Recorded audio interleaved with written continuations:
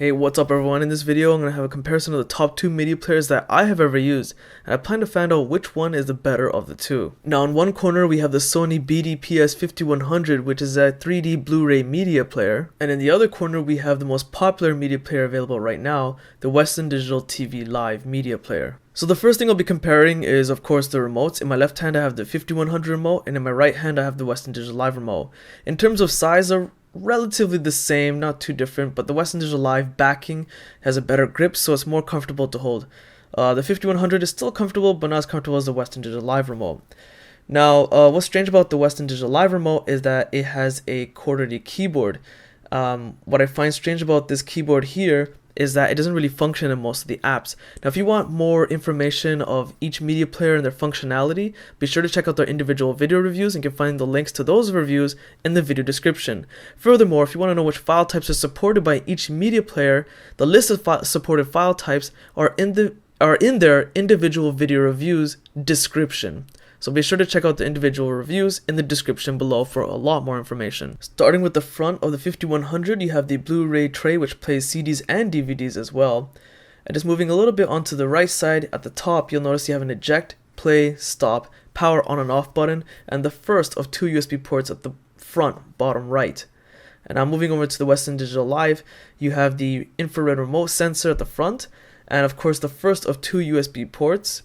On the right side of each device, you have no ports at all. Now, when it comes to the back of the 5100, over on the left, you'll notice you have the power cord attached. Then you have the digital out for coaxial audio, an HDMI out, a LAN 100, which is actually your Ethernet port for wired internet, and the second USB port. That's all. There's no analog or optical audio output. On the Western Digital Live, on the left side, you have the AC adapter for output for power, optical audio output, an Ethernet port for wired internet, an HDMI output, the second USB port, and a port for analog wiring. Now, that is of course possible with the analog wiring with a converter type of wire, which is actually included in the box. On the right side of each device, you also have no ports available. On the bottom of the 5100, you have nothing, but on the bottom of the Western Digital Live, you notice that you actually have some brackets available. Those 2 brackets allow you to wall mount the Western Digital Live in any direction. Okay, so what I currently have plugged in is the TV Live media player, and you'll notice the interface is very attractive. It's very welcoming. In fact, you can change the wallpaper. You can actually download themes, customize it a little bit here and there. But for the most part, it's actually quite laggy. I'm trying to go through this as fast as possible, and right now it's kind of stuttering, as you guys just saw. But the interface, actually, the device in general, as a whole, is just generally laggy. If you go to services, this is where you would access all the apps available, and you cannot download additional apps. What you have here is all you get, unless there's a firmware update available from Western Digital and it includes additional apps. Otherwise, there's not more you can download. The list is kind of scarce, but you have the most popular services available like Netflix, Hulu, and of course YouTube. Now, the app availability will differ depending on the region you live in. For example, if you live in Canada, the apps will differ from those living in the US. But the apps that you would need, they work, but again, they're just extremely slow. So I'll just show you a couple of apps. The Hulu Plus app itself takes about 15 seconds to open, and the interface is extremely simple, which isn't really a bad thing. It does what you need. You can access your subscriptions, your profile, your history, and all the other good stuff. And of course, you can search. Again, if you want a lot more details of each device in action, be sure to check out their individual video reviews, in which you can find the links in the video description. If the show you're watching on Hulu does have HD quality playback available, then the quality playback was pretty superb. The quality, for shows that are HD look fantastic. Controls are easy to use and navigate with the remote. You can fast forward, pause. Although I must admit, fast forwarding is pretty slow. This is one of the slowest devices I've seen when it comes to fast forwarding. Although it is still very easy to use, it's just generally slow. So at this point in time, I'm going to demonstrate for you guys is the Netflix app. But I just want to let you know that what happened actually while exiting the Hulu Plus app, I pressed the home button on the remote. And actually, this is a very common occurrence. When I'm playing a video on Hulu Plus and I press the home button on my remote, the media player tends to freeze up for about a minute and then it'll return to the main menu of the actual media player itself, or sometimes it'll just simply power off and restart on its own. The media player is just simply that laggy. It just can't really keep up with anything. And opening up the Netflix app is another horrendous experience on its own because it takes about 40 to 45 seconds to open. So we'll continue once it has actually opened up. Netflix itself does have HD quality playback. What I noticed with the TV Live media player is that when video is playing for the first few seconds, I'm getting a bit blurry quality. And after about 10 to 15 seconds, I notice the quality becomes increasingly better. This is probably due to the fact that the media player simply can't keep up because it only occurs with this media player. However, navigating, fast forwarding, and slowing down is pretty much the same slow experience as Hulu Plus, and just generally navigating Netflix is really sluggish and slow. I'm rapidly pressing the buttons on the remote to keep going through the list of available titles. It's just not really keeping up too well. It's extremely slow. So at this point, what I'm going to do is pretty much leave it for internet content, and let's go to the USB media playback. When I first got the TV Live media player, I thought it was a great media player, but as time passes, I noticed that it's just not able to keep up with a lot of videos that I have, especially some of my home videos. Other media players that I have are able to play some of my videos just fine, but this TV Live media player simply can't play some of my MTS file formats. Other media players I have work just great, but not the TV Live. What happens is that everything runs fine, and then all of a sudden it starts to jitter. As you're noticing, it's very slow, it's stuttering, and the sound cuts off. It just simply can't keep up with this video file, which is a bit of a disappointment. I'm also noticing that some new MK video files that I get access to, they used to all play on this TV Live media player, but lately some of them don't seem to have the same effect as they before. Simply put, they just don't play. I have the same issue as my MTS files. The media player will play them for a few seconds, sound cuts off, and then the picture starts to stutter here and there. It just simply can't keep up. I thought the files were corrupt, so I took it over to my other media players, but they work just fine. The TV Live seems to be lagging. What the TV Live really excels at, however, is network playback. Whether I'm playing something back via DLNA from my phone, tablet, wirelessly, or if I'm playing something over from my computer, as long as the media file is shared, it'll play back. Of course, you can share content via your Windows Media Center built in Windows, or you can simply share a folder in Windows and it'll share everything. This is where the TV Live really excels, where other media players cannot. When it comes to the 5100, it's not as welcoming or warm looking as the Western Digital Live. But you know what? The interface itself is very similar to the PlayStation 3, which uses the crossbar interface. And the interface is pretty simplified. Things are filtered through setup, through media content such as photo, music, video, and of course others. In network, you have your Facebook app, you have the Opera TV Store, which allows you to access apps only online, of course, but there's a ridiculous amount of apps available you can access.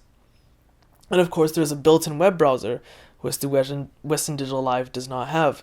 However, as demonstrated in its review, the web browser is far from spectacular. There's nothing really to boast about, but the availability of a web browser is still nice nonetheless. Then of course you have Sony Entertainment Network, which basically allows you to access exclusive media content available through Sony's systems.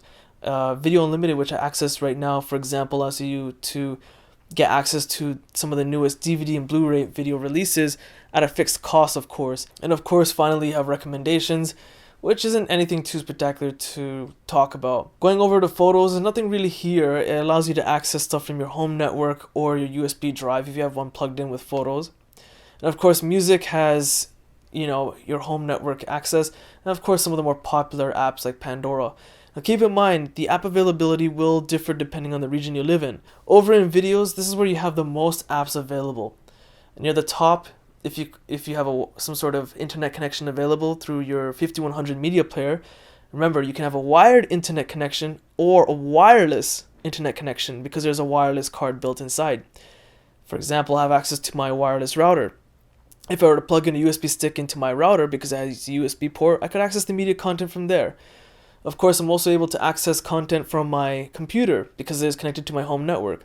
Now here's the good and bad. The good is that obviously connects this information from my home network from my computer. The bad is that any media on my computer, it must be shared through Windows Media Center. The problem with that is that Windows Media Center does not support MKV files. So I cannot share MKV files from my computer. When it comes to the USB stick itself, it plays everything. It's been able to play every single file type I've ever thrown at it. Any codec, anything that Western Digital Live cannot handle, this media player can. In fact, out of all the media players I've ever reviewed, and you can check them out on my YouTube channel, I've gone through quite a few, this is by far the most powerful and best media player in terms of file type support.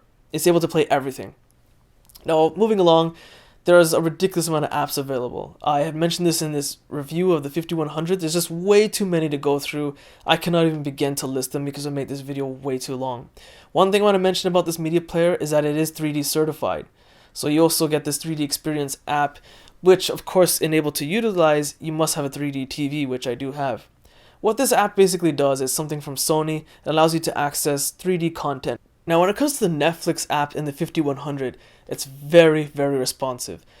Compared to the Western Digital Live, which operates at probably half the speed, the Netflix app is a lot faster to open on the 5100, and while navigating and looking through for movies and TV shows, it's way more faster, probably double the speed. Now, one thing to keep in mind is that I'm not going to be demonstrating or playing any movie from here because, well, once a video is playing, it's the exact same thing as Western Digital Live. And the last app I'm going to demonstrate for you guys will be the Hulu Plus app.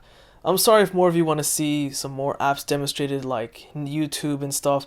As mentioned, there's just way too much stuff to go through. If you want more in-depth detail, be sure to check out this individual video review of the 5100 or the Western Digital Live. Again, the links are in the video description. Moving along, the Hulu Plus app, it takes about the same time to load as it would on the Western Digital Live. However, on the 5100, the interface is a lot more vibrant, colorful. And when it comes to exiting an app, as I mentioned on the Western Digital Live, it would sometimes lag out like crazy, or sometimes the system would just lag and then restart on me. With the 5100, if I just simply press the home button, it takes you right to the main interface that quickly. That's how quick it was. Now, the clip I'm playing here is what was played on the Western Digital Live, which started to stutter and lag out on me. This exact same clip is working just fantastic, very smooth as you can see. It works great. As mentioned earlier, this media player plays everything and it plays it fantastic. Now, one thing I want to show you guys is that if you have a 3D TV, here's a little bonus for you guys in case your TV doesn't have this feature built in. When you're watching a 2D clip, so a regular video clip plugged in through the USB stick, for example, if you press the options button on your remote of the 5100, you'll see something that says 3D menu. Selecting it basically allows you to change simulated 3D. What this basically does is change 2D content to 3D content. So that's all I'm going to mention for this video. But if you were to ask me my personal opinion, which media player is the better one, which one should you get? I would say the 5100. That's right, I've crowned a new king of media players. The 5100 is that good. It has a Blu-ray tray so you can play Blu-ray discs, DVDs, CDs. It has a USB port, 2 of them, and it plays every single media file I could ever throw at it. It has way more apps than the Western Digital Live. You have the Opera Store. Its interface is 2 to 3 times faster than the Western Digital Live. Where is it lacking compared to the Western Digital Live? Well, basically is media playback from your computer because it only supports Windows Media Center. But to be honest, I'm the type of person that can plug a USB stick into my computer, copy and paste a big file, even if it's 30 gigs. If I have to wait half an hour to copy it, I'll go have dinner, I'll just read a book or something, I can wait. Overall, this media player is way better because the most important thing to remember is that it plays every single file type, whereas the Western Digital Live cannot. And only that, the more important thing here to remember is if you have a 3D TV, this is 3D compatible. It's a 3D media player. I mean, what more could you honestly ask for? This media player does almost all of it. So that's my video. I hope you guys found it useful. If you guys did, be sure to check out my Facebook, Google+, Twitter links in the video description and the individual video reviews of each device. Hit the like button. It does help. Subscribe, and thanks for watching.